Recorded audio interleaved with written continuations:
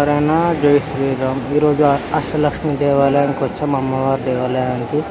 శ్రీమాత్రే కొత్తపేటలో దిల్సుఖ్ నగర్లో అష్టలక్ష్మి దేవాలయం